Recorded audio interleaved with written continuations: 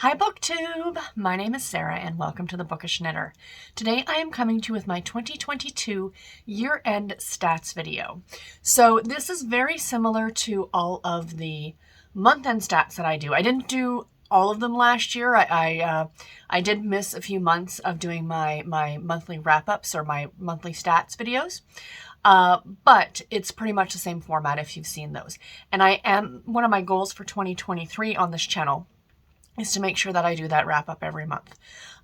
Because I do enjoy talking about my stats and stuff like that. So yeah, this is going to be a little bit different because typically what I do in those videos is I go through all of my stats for the month and then I give you my top 5 books of the month. But last Thursday, I will leave it linked in the description box below, I did do a video on all of my 5-star reads for 2022. I think there was 12 or 13 of them. 12 maybe?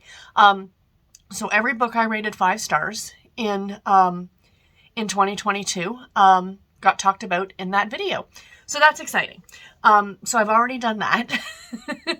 So if you want to go ahead and watch that video, this is literally going to be stats. For those of you who are like me and you're a stats nerd, this is fun. I mean, I have a spreadsheet, so it's not like I have to compile all this.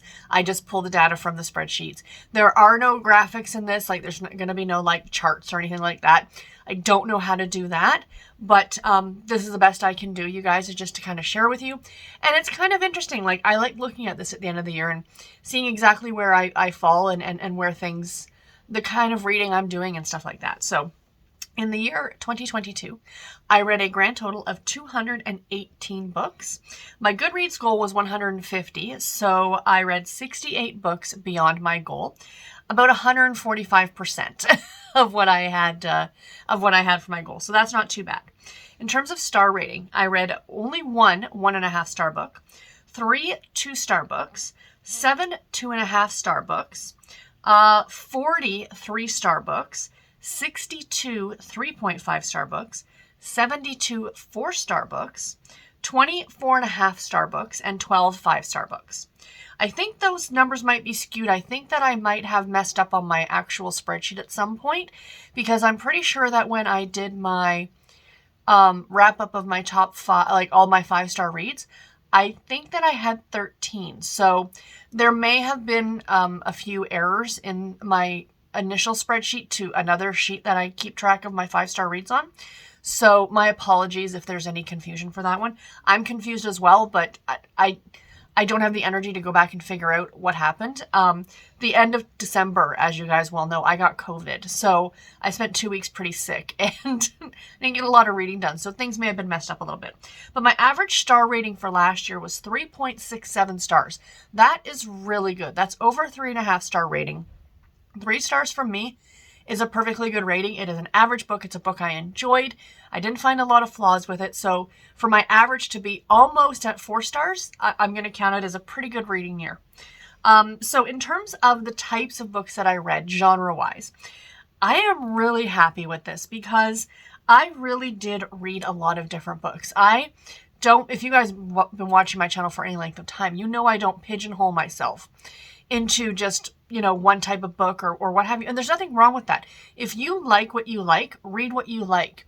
But I do kind of like reading a bit more wide ranging. I might be known as like the category romance or, the romance kind of person around BookTube, or at least our little corner of BookTube. But I do read quite a bit more than that. So I read 56 contemporary romances. No surprise there, it was my highest. So this goes in order of how many books I read in each genre. So the top one, of course, being the most. So 56 contemporary romances, no surprise there. 32 cozy mysteries, you guys. That's pretty awesome. I'm really happy with that. 19 romantic suspense novels. Obviously, I do love those. 15 middle grade books. That was partly in part to me rereading my way through the Babysitters Club series. And also I participated in Storm's Halloween readathon in October, and I do hope to do middle grade March or middle grade May. I don't know which month it is that I'm going to participate in. I'm going to see what the majority of people that I know are doing, or maybe they're going to do both. But I am really getting into middle grade books and I'm really enjoying them. So that number is probably going to be higher next year. I read 14 just straight up mysteries. Those I believe were the Nancy Drew books. That's pretty much how I classify them, is just like a mystery book. 13 YA contemporaries. Again, this was Sweet Valley High, like my reread through the Sweet Valley High series. That's why that number is higher. Plus, I have read a number of just more recent YA contemporaries, if you will, because the Sweet Valley High series, of course, the ones that I'm back in the series, were published in the 80s. So some that are more current, if you will. 10 thrillers. That's pretty cool. 10 historical romance novels, 9 inspirational romance novels, so anything that was faith-based, 7 women's fiction novels, 6 horror books. So that's high for me.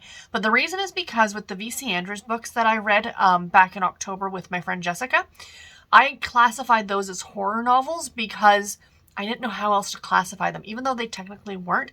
But I think at the time that they were written, that's kind of what they were going for, like a YA horror kind of an idea. So it might not be completely accurate, but it's as accurate as I could get it. 5 chick lit novels, 5 fantasy romance. So this is a new category for me this year because, as you guys are aware, if you're a romance reader, there is a plethora now of like these witchy romances where one of the main characters is a witch or something of that nature. So it's not a contemporary romance. I don't know if I list it as a paranormal.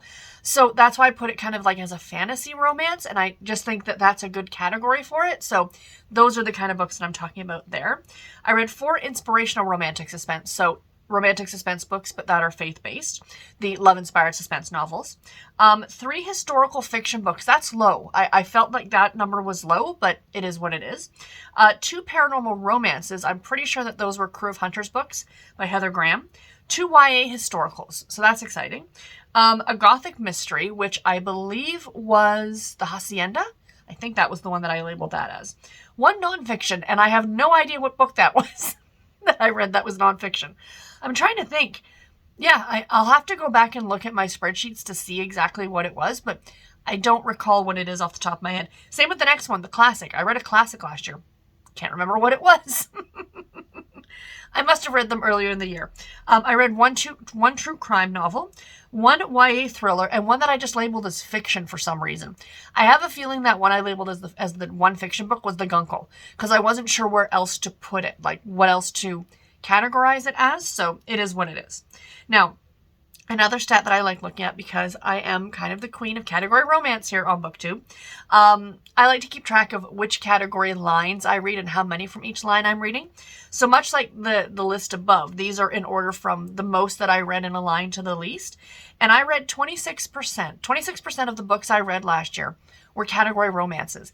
And I would like that number to be just a little bit higher in 2023, like maybe to 33%, like, you know, like a 30-70 split for category to non-category, because I do have such a huge collection of it that I want to work my way through these ones. So I read 12 intrigue novels. No surprise there. Harlequin intrigue is probably my favorite line. Coming in a very close second is 10 special edition novels. I read 7 love-inspired novels, 6 romantic suspense, 5 desire, 5 historical, 4 of the heartwarming books, 4 love-inspired suspense novels, 2 presents novels, and 2 medical romance novels. So there are a bunch of lines that I didn't get to, and I'm really trying to be more conscientious of that this year, to go to different lines and to read as many different lines as I can. So yeah. In terms of age range for the books that I read, 167 of them were geared towards an adult audience. No surprise there. I read a lot of books geared towards an adult audience. 34 were YA and 17 were middle grade. In terms of publication years, I read 1 book published prior to the 1920s. That was probably the classic, whatever it was. Was it a Jane Austen? I read Persuasion. That's what it was. I read Persuasion. I remember now, and I didn't care for it. And it's everybody's favorite. I didn't really care for it. But we won't go there. But that was my classic. See? I knew I'd remember. I read 4 books published in the 1930s, 3 books published in the 1940s, 21 books published in the 1980s. Thank you, Sweet Valley High and the Babysitters Club. 14 books published in the 1990s. Same. Thank you, Babysitters Club. 2 books published in the 2000s. 28 books published in the 2010s. 23 books published in 2020. 36 books published in 2021. And 86 books that were published in 2022. So I read overwhelmingly, most of the books, a good chunk of the books that I read last year were published last year, which I think has a lot to do with me working through my advanced reader copies that I was getting from NetGalley. And now that I no longer have NetGalley, I have a feeling that that number is going to be a lot lower in 2023. Like my amount of books being read that were published in 2023, because my other goal, of course, this year is to read as much as I can off of my shelves that I already own. So that's a thing too. So I'm not saying that like it's going to be like no books published in 2023, but I think that the number compared to last year is going to be smaller. So in terms of how I consumed my books, 100 of the books that I read were ebooks, 77 books were on audio, 28 were mass market paperbacks, 6 were hardcover, 6 were trade paperbacks, and 1 was a graphic novel. And I don't remember what the graphic novel was. I'm having a heck of a time here, you guys. Heck of a time trying to remember. When you read this many books in a year, it's hard to remember the nitty gritty, I think. Especially if the books weren't super memorable. In terms of book length, 210 of the books were novels. So pretty much I read novels all year long. 7 of them were novellas and 1 was an anthology.